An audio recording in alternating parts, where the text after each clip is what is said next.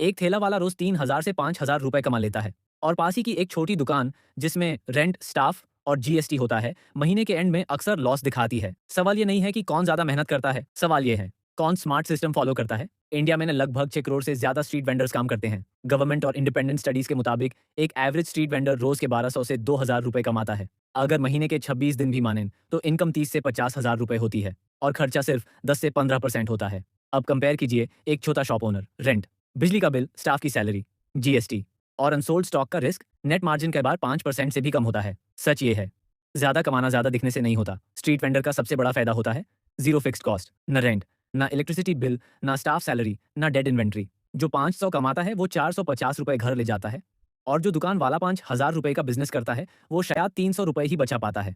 Street vendor market के पीछे नहीं भागता, वो मार्केट के बीच खड़ा होता है। स्कूल गेट पर, हॉस्पिटल के बाहर, ऑफिस टाइमिंग पर, बस स्टैंड के रश आवर में, जहां डिमांड होती है वही सेल होती है। स्ट्रीट वेंडर कस्टमर साइकोलॉजी समझता है। कस्टमर जल्दी में होता है, प्राइस सेंसिटिव होता है और कन्वीनियंस चाहता है। इसलिए ना सिंपल प्राइसिंग होती है, फास्ट सर्विस होती है और कोई ड्रामा नहीं होता।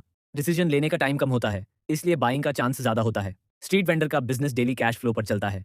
आज बेचा, आज पैसा, आज प्रॉफिट, ना उधार, ना वेटिंग और ना ईएमआई प्रेशर।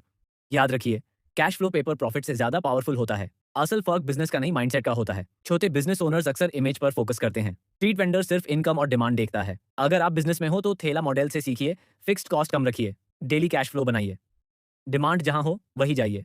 बड़ा दिखना गोल मत बनाओ, ज्यादा बचाना गोल बनाओ। ठेला छोटा नहीं होता, सोच बड़ी होती है। अगर आप स्ट्रीट वेंडर मॉडल का स्केलेबल ब्लूप्रिंट चाहते हो, कमेंट में लिखो मॉडल।